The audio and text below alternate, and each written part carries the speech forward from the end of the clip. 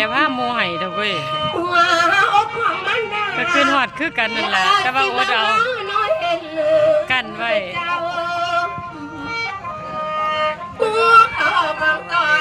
กั้นเอา